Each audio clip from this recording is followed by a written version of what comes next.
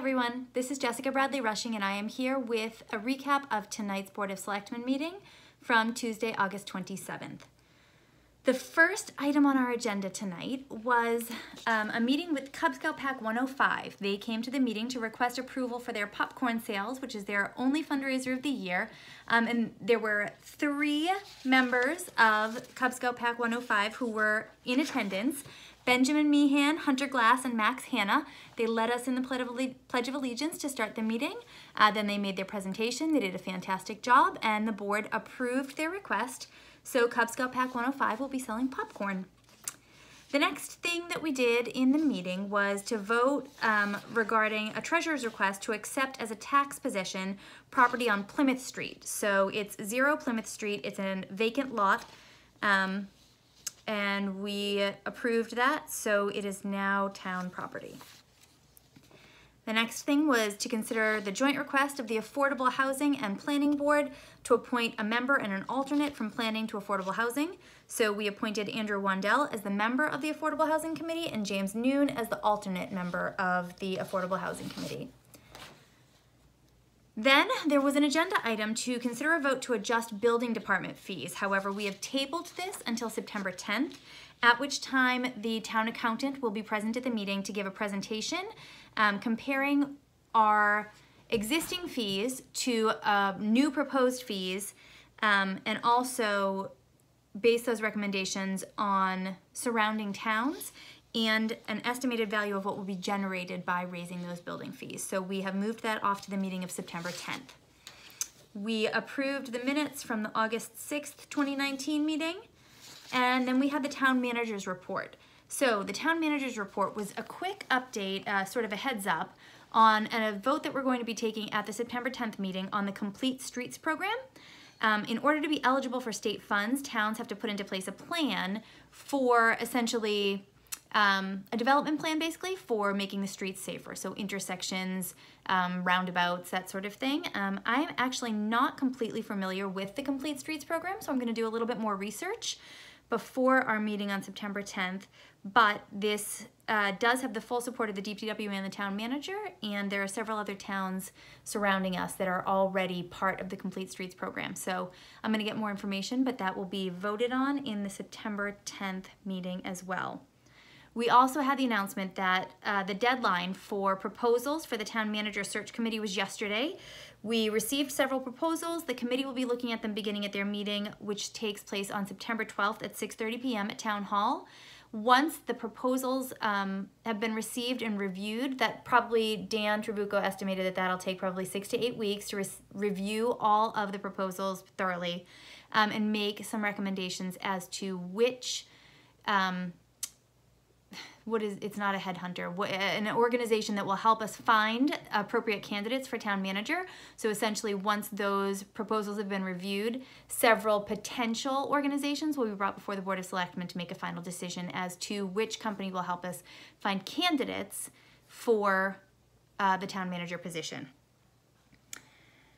Then we had Ask the Selectmen, and Arthur brought up a point of business asking for a motion because Brockton Water did some water work in front of homes at 74 and 80 School Street, and the road repairs that were supposed to have been completed on where they cut into the road for those have not been done.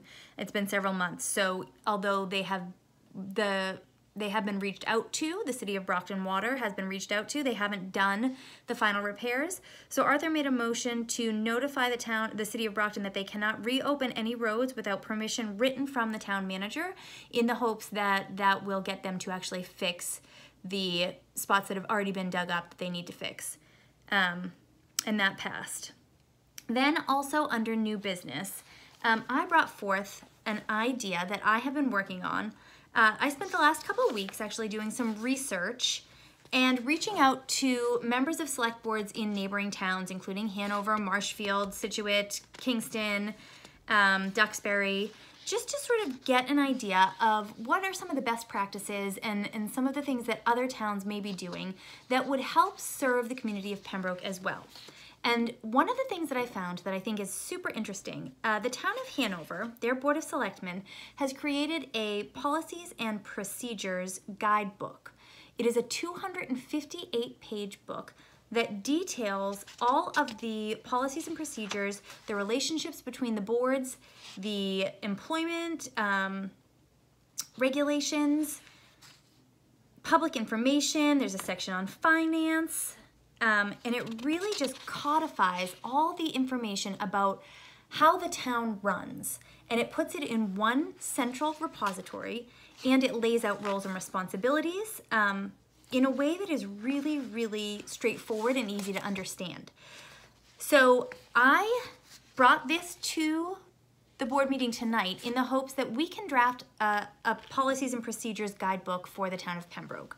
Certainly we have bylaws that already exist that cover a lot of the information here, and we have common practices that we follow, but we haven't got all of those things in one place, and we certainly don't have it all in writing anywhere.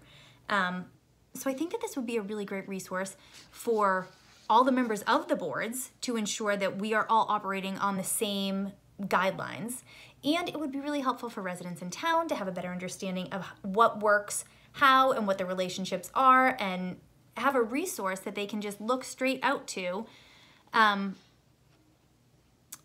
find out some of the answers to probably what are frequently asked questions. So Dan recommended that I reach out to the government, what was it called? The Town Government Study Committee. So I'm gonna do that, and I'm gonna get started on this in the hopes that we can create sort of a similar policies and procedures guidebook for the town of Pembroke. And I think it's a really important thing to do now that we've transitioned to the town manager form of government and we're in the midst of our town manager search, to ensure that we have this sort of stuff in writing, codified, documented, when we do hire a town manager, so that we're all starting from the same page. I will actually put the link to the town of Hanover's policy and procedures guidebook in the notes to this video so that anybody who's interested can take a look. And if you have any questions or concerns, please let me know. Next week on September 3rd, we have a special meeting of the Board of Selectmen specifically to meet with the Conservation Commission. We will be doing the Pembroke Board and Committee collaboration portion of the meeting, where the Conservation Commission basically is going to talk to us about what they're working on, what their upcoming projects are, and that sort of thing.